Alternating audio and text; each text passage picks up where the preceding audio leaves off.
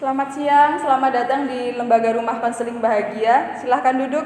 Baik, terima kasih Kak.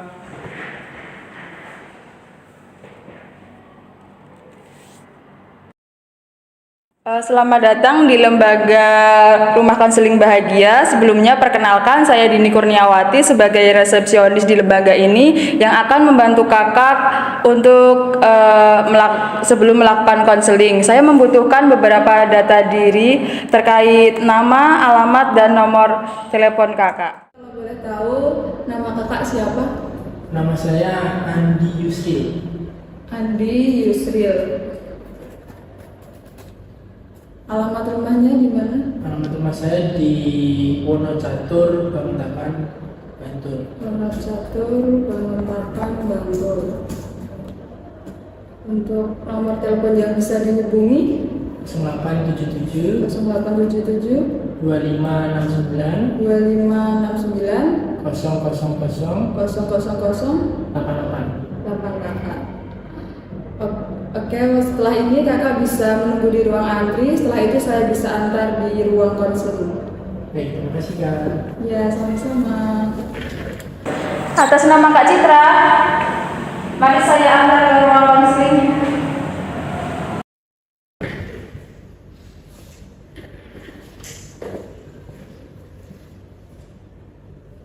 Atas nama Kak Andi, mari saya antar ke ruang konseling. Fase pembukaan. Salam dan menyapa Clean. Baik, selamat datang Kak di Rumah Konseling Bahagia. Sebelumnya Kakak silakan duduk dulu.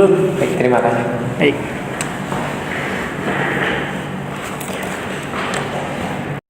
Membuka percakapan. Baik, selamat siang Kakak. Selamat siang. Kalau boleh tahu namanya siapa ya? Atas nama Andi Yusril.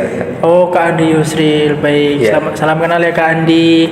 Tadi sebelum kesini kakaknya dari mana ya Kak?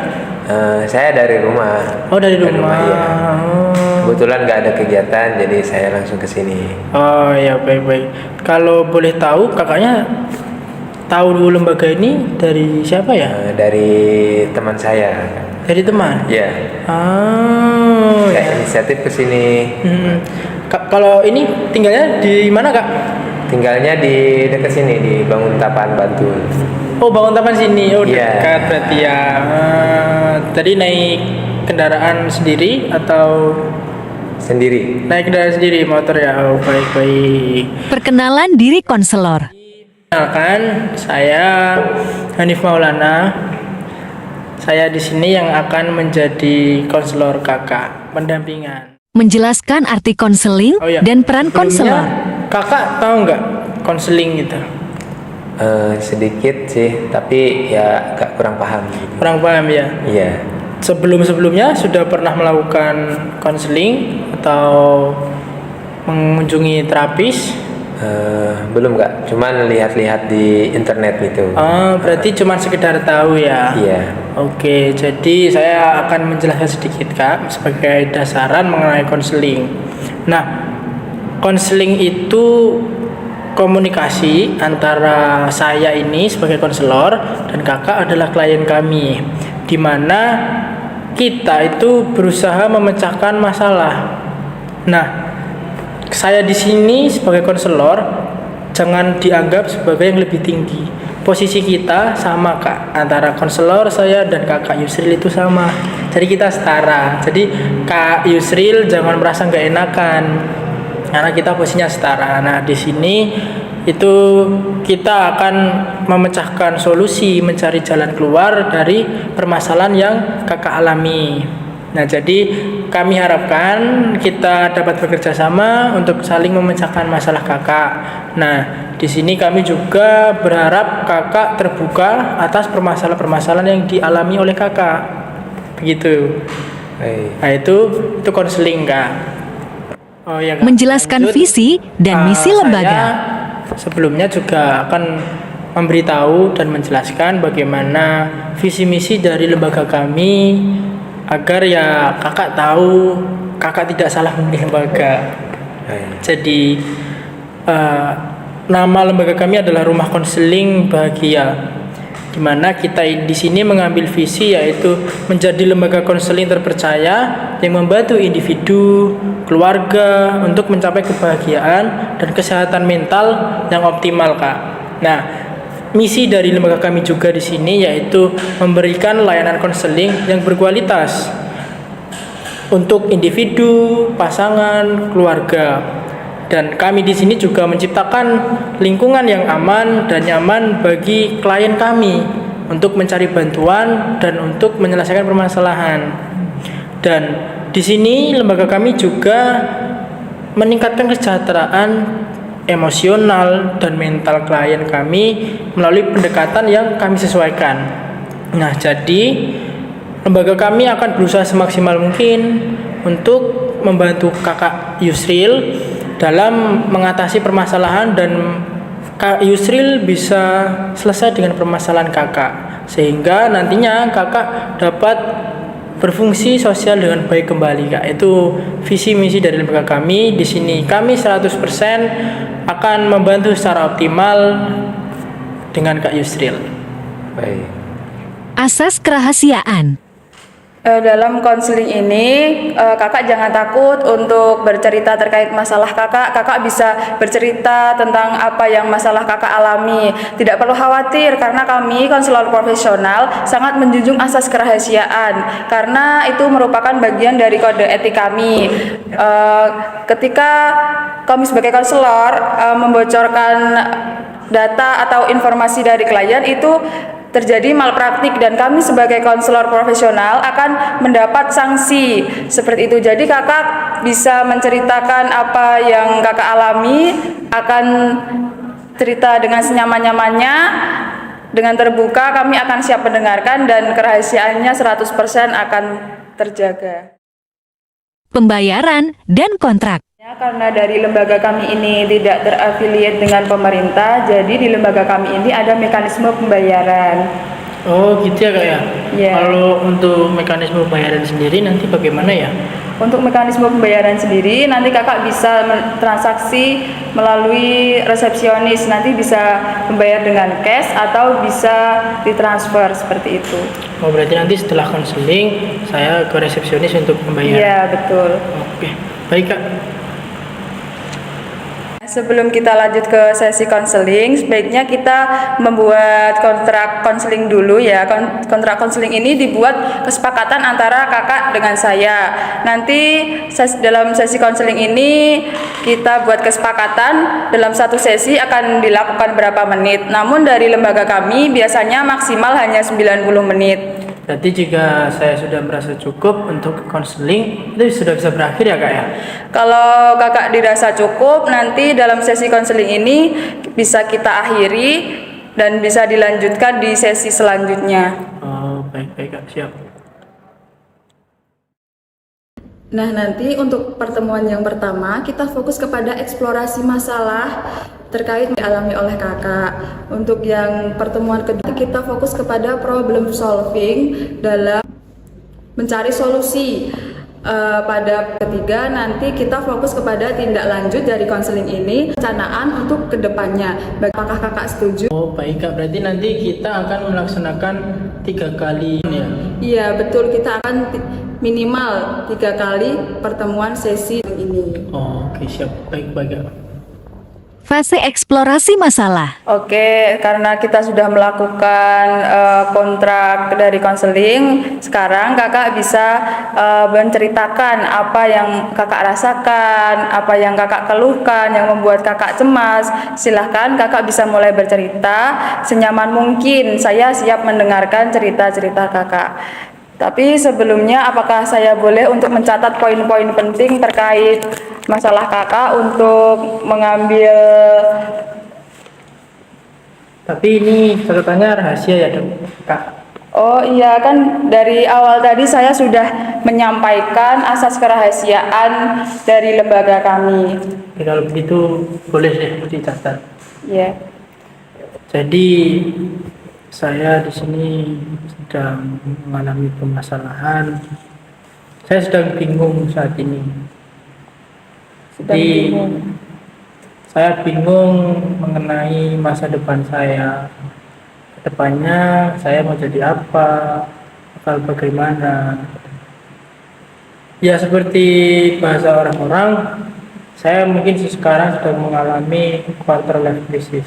Oh, kakak sedang mengalami krisis, Iya. sedang bingung mencari jati diri kakak ini ya, mau Iya. arahnya mau kemana gitu. Ya, dan ya kan umur saya sudah 20 tahun memasuki masa-masa di mana saya harus sudah menemukan mungkin masa depan saya, Kak. Iya. Dan saya sangat-sangat bingung nanti ke depan saya bakal bisa nggak meraih cita-cita saya, impian saya, dan saya sangat takut kalau misal nanti saya tidak bisa meraih cita-cita saya. Oh, jadi kakak saat ini tuh sedang berada di fase takut untuk masa depan. Karena emang di umur 20 tahun ini emang lagi rawan-rawannya ya memikirkan terkait masa depan. Selanjutnya bisa dilanjut, Kak. Apa yang hal yang mengganggu apalagi selain dari life crisis ini? Ya, saya sempat mikir, Pak. Kalau misal saya seperti ini aja, saya selalu takut, saya pasti ya itu tidak akan bisa menjadi apa-apa. Mungkin sekarang saya agak mungkin sedikit sadar, tapi saya masih bingung karena ketakutan-ketakutan itu selalu menghantui pikiran-pikiran saya. Dan Gitu. ya saya rasa apa yang saya alami sekarang ini itu akibat dari masa lalu saya, Kak. Oh, masa lalu apa yang membuat kakak ini trauma? Ya dulu saya waktu masih sekolah menengah atas SMA. Oh, pas masih SMA, Ya, saya waktu ada masih kejadian. SMA ada kejadian yang mengganggu bagi saya. Jadi dulu saya itu korban bullying, Kak. Oh, kakak ini korban bullying sejak SMA. Ya dari SMA karena mungkin bagaimana ya, bukannya saya sombong atau bagaimana, tapi Ya. memang saya dulu waktu SMA selalu mendapatkan peringkat di kelas itu bagus. Oh, jadi kakak ini selalu mendapat ranking gitu ya di kelasnya. Ya mungkin Terus orang-orang lain dari bilang teman-teman, ya iri saya gitu. ya mungkin karena saya pinter, saya sering aktif di kelas, menanya pada guru soal pelajaran, soal materi apa yang saya tidak pahami. Nah, saya juga banyak meraih prestasi, namun ada beberapa teman-teman saya yang tidak suka saya mendapatkan itu. Padahal kakak di situ kan benar-benar nggak paham ya sama Iya, materinya, tapi sama teman-temannya tuh malah dikira caper sama guru-gurunya gitu. Jadi pada ngebully kakak gitu. Iya, jadi mereka iri terus ya membuli saya, mengolok-olok, saya dikata-katain kalau saya caper, saya haus perhatian, padahal kan saya kayak gitu ya karena saya pengen pinter, Kak, saya sukses di masa depan, namun waktu itu saya sering dicela, sering dikata-katain, kadang juga saya dikerjain sama teman-teman saya karena ya mereka tidak suka kepada saya, prestasi saya, apa yang saya raih. Kemudian ya saya merasa terpukul dulu waktu SMA. Oh, jadi yang membuat kakak sekarang bingung itu dulu pernah menjadi siswa yang berprestasi, siswa yang selalu memperhatikan di kelas, tapi banyak teman-teman yang iri dengan kakak, jadinya kakak sekarang jadi bingung dan pusing terkait masa depan kakak. Ya, ya dulu sebenarnya saya punya cita-cita Oh, punya cita-cita apa kalau Saya boleh tahu? kan berasal dari jurusan IPA. Oh, dulu jurusannya IPA. Gimana saya sudah awal dari kecil saya pengen jadi dokter. Oh, dari kecil pengennya jadi dokter. Terus Ya, sekarang nah sekarang karena kejadian di SMA itu saya sering dibully, saya ragu untuk menjadi dokter karena saya takut kalau misal nanti saya jadi dokter juga banyak yang mencela saya. Nah, karena itu saya jadi bingung saya mau jadi apa. Sedangkan saat ini saya kan mau berkuliah. Di tahun kemarin saya mau kuliah tapi saya ragu juga. Saya takut. Nah, saat ini saya memutuskan untuk mau kuliah kedokteran. Namun saya sekarang semakin ragu untuk menjadi dokter. Dan saya juga bingung kalau misalnya tidak jadi dokter saya mau jadi apa. Nah, ya itu karena efek bullying dulu sih Kak. jadi masih terbayang-bayang gitu ya Iya. Kak, efek dari bullying dari teman-teman yang kalimat-kalimatnya menyakiti hati Kakak itu masih membekas gitu ya Kak di hati Kakak sehingga membuat sekarang jadi bingung terkait masa depan kalau mau ambil dokter kan nanti juga teman-temannya tuh kalau mereka Mas jadi dokter kan mereka juga iri nanti jadi Masnya sekarang jadi bingung mau ngambil apa gitu. Ya Kak, jadi ya saya terbayang-bayang perkataan-perkataan mereka dulu waktu membuli di SMA. Dan itu yang membuat saya Semakin ragu untuk mengambil kuliah kedokteran gitu ya iya, Kak? tapi kalau misal saya tidak mengambil, saya takut nanti saya tidak jadi apa-apa. Padahal itu udah cita-cita dari kecil ya Kak. Iya, tapi ya saya sangat sedih ya. Uh, ya saya makasih Kak. Jika saya terbayang Sangat saya sangat membekas ya di hati perkataan-perkataan yang membuat sakit hati itu memang terkadang sangat susah hilang dari bayangan-bayangan kita. iya Kak. Makanya saya saat ini umur saya 20 tahun, saya mau masuk kuliah, justru saya Kehilangan arah. Kehilangan Jadi arah. fase di bingung-bingungnya mau ngambil apa kalau nggak mau ngambil jurusan dokter gitu. ya saya takut nanti saya tidak jadi apa-apa lah.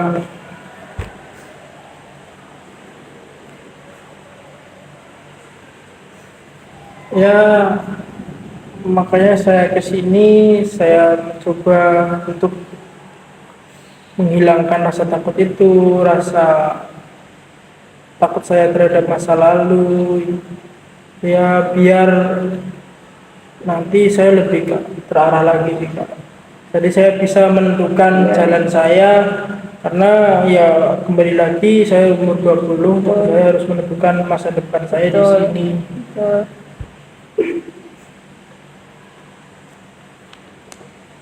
Reflecting feeling.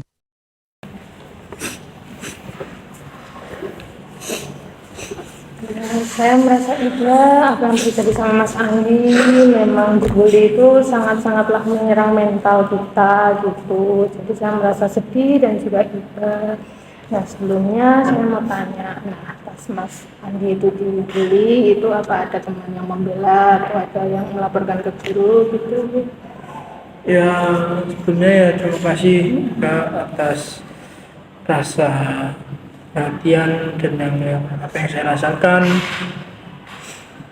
Ya dulu waktu SMA tuh kemarin, saya punya teman dekat namanya Yanto.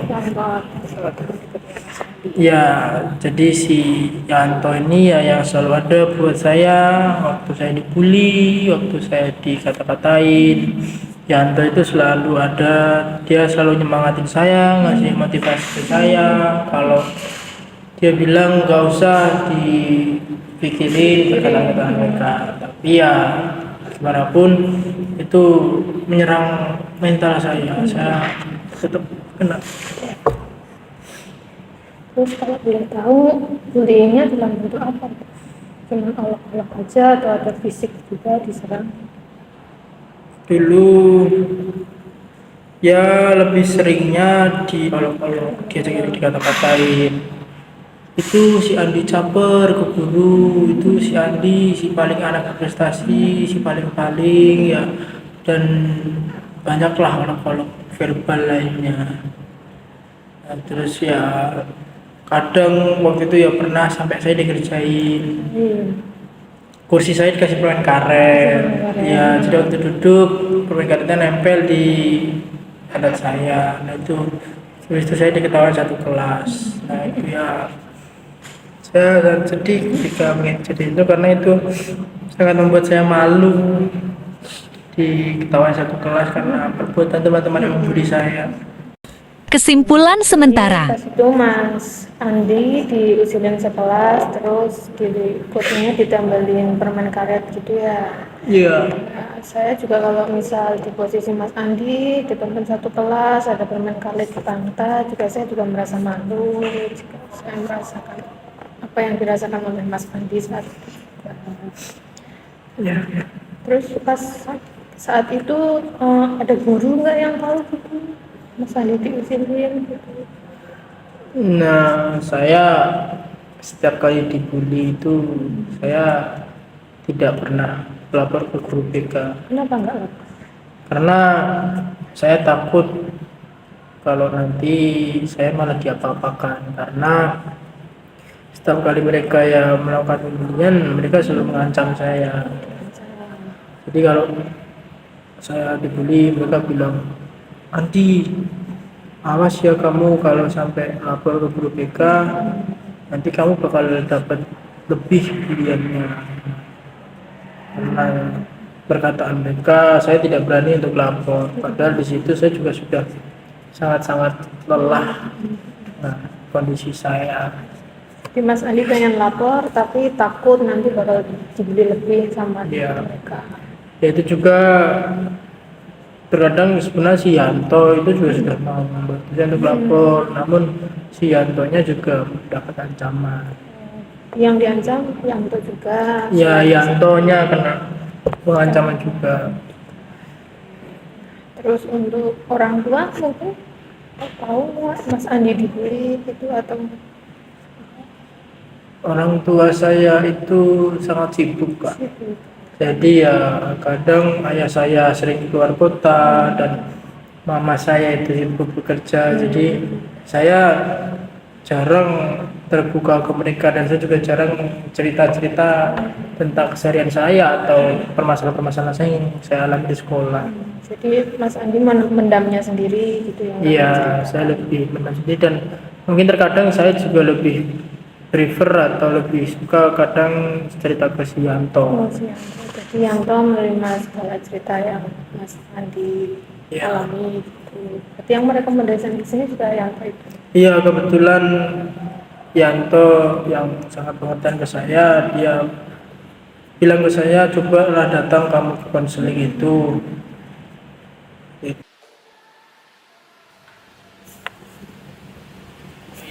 Baik Mas Andi, jadi saya juga sangat prihatin atas kejadian yang Mas Andi dulu alami, Mas Andi timpa. Ya, Mas Andi juga adalah orang yang kuat. Pasti Mas Andi nanti bisa menjadi orang suatu saat nanti, mungkin kedepannya Mas Andi bisa menjadi dokter ya. Mungkin saya akan sedikit menyimpulkan tentang permasalahan Mas Andi ini, dan juga saya akan mengecek. Ya Mas Andi saat ini kan sedang mengalami life crisis ya Mas ya. Oke. Dimana Mas Andi sedang kebingungan dalam mencari masa depannya. Tentang masa depan Mas Andi bingung. Mas Andi mau jadi apa, nanti bisa meraihnya atau tidak ya. Iya. Dan ya tadi Mas Andi mengungkapkan saat ini Mas Andi mengalami hal itu juga ada sangkut pautnya dari masa lalu Mas Andi. Mana Mas Andi adalah korban bullying dari teman-teman Mas Andi karena teman-teman Mas Andi itu iri terhadap Mas Andi. Nah di sini kan Mas Andi tidak salah ya Mas ya, itu mungkin karena teman-teman Mas Andi saja. Dan ya Mas Andi juga kurang support dari orang tua, di mana orang tua Mas Andi sangat sibuk dan Mas Andi tidak menceritakan permasalahan yang dulu itu ke orang tua. Nah, dan Mas Andi juga punya teman yang sangat baik namanya Yanto yang dia selalu hadir buat Mas Andi ya. Ya. Jadi mungkin selanjutnya kita akan lanjut pada sesi problem solving Mas. Mari kita mencari jalan keluar dan kita mencari akar permasalahan dari Mas Andi ini. Nah, tadi kan sudah diungkapkan, Mas Andi sudah bercerita mengenai permasalahan Mas Andi. Mas Andi kesini kan mempunyai teman yang bernama Yanto ya Mas ya. Nah, jika kita lihat dari permasalahan-permasalahan Mas Andi ini, kita dapat mengambil pelajaran bahwa Mas Andi masih mempunyai teman yang baik hati, yang selalu membantu Mas Andi dalam setiap permasalahan-permasalahan yang ada. Nah, mungkin itu juga sebagai salah satu sisi baik dari Mas Andi. Nah, Mas Andi baik, Mas Andi punya teman yang bernama Yanto, dan Yanto ini membantu Mas Andi. Jadi sebenarnya masih dapat kita mengambil pelajaran bahwa Mas Andi mengalami masalah ini juga dibantu teman yang baik hati ya Mas ya. Dan ya mungkin dari permasalahan Mas Andi ini juga nanti dapat bisa mendewasakan Mas Andi dengan keadaan-keadaan ini. Mas Andi dapat menjadi orang yang lebih kuat lagi ya Mas ya. Jadi Mas Andi itu orang yang sangat kuat. Mas Andi hebat. Jadi pelajaran ini mungkin nanti kedepannya bisa menjadi pelajaran buat Mas Andi ya Mas ya. Fast problem solving terdiri dari 1. Reframing atau interpretasi, 2. Umpan balik, 3. Self-disclosure, 4. Memberi informasi 5 arah. Oke, mungkin Kak Andi ini di samping mempunyai kekurangan pasti mempunyai kelebihan. Nah, untuk Kak Andi mungkin nanti dibimbing sama pihak konselor ini untuk mengembangkan skill maupun skill dari pengetahuannya, baik dari fisiknya maupun psikisnya gitu, dan juga memperbaiki kesehatan mental dari Kak Andi ini agar supaya tingkat kepercayaan diri dan tingkat trauma yang dialami Kak Andi ini bisa sedikit-sedikit berkurang, dan mental dari Kak Andi ini bisa bisa pulih kembali gitu. Mungkin nanti Mbak Andi bisa mengikuti edukasi penyuluhan maupun seminar-seminar yang dilakukan secara umum gitu, dan nanti bisa dipertanyakan gitu. Nah begitu untuk sekarang gitu Mbak Andi ya. Mungkin ada lagi yang perlu ditanyakan gitu? Ada? Cukup? Oke, cukup. Fase penutupan. Ada istilahnya setelah reframing itu bagaimana perasaanmu saat ini? Alhamdulillah baik. Baik. Cukup lebih lega, lebih tenang gitu. Oke, berarti bagus ya. Sekarang setelah reframing di sesi terakhir itu Mas Andi itu lebih banyak perkembangan ya, istilahnya udah nggak ada lagi rasa bingung, rasa cemas, apalagi rasa trauma di saat masa-masa SMA kayak gitu. Apa Mas Andi itu mampu untuk menghilangkan itu semua awal di sesi terakhir itu, di pas reframing itu? Iya. Oke, berarti udah agak lebih tenang ya. Berarti tahap selanjutnya tinggal ya mungkin Mas Andi ini istilahnya gimana ya, membuanglah rasa negatif itu, lebih percaya diri lagi Mas, istilahnya, Iya. agar nantinya kedepannya Mas Andi itu bisa mampu menghadapi cobaan itu, dan istilahnya nanti pas di dalam kalau pas Mas itu kerja nantinya tuh nggak ada lagi rasa-rasa trauma, cemas ataupun gimana dibully, takut begini itu hilangkan seperti itu. Mungkin seperti itu Mas. Coba di istilahnya Mas Andi kan sekarang udah agak lebih tenang nih. Jadi pada intinya sekarang Mas Andi itu fokus dengan diri Mas Andi sendiri ya. Maksudnya fokus dalam artian itu mengembangkan diri gitu ya, fokus untuk mengembangkan diri, dan istilahnya kalau ada omongan-omongan dari yang lain, dari orang-orang yang lain itu jangan kita ambil hati lah, itu istilahnya, agar kita itu bisa percaya diri Mas. Itu aja sih Mas.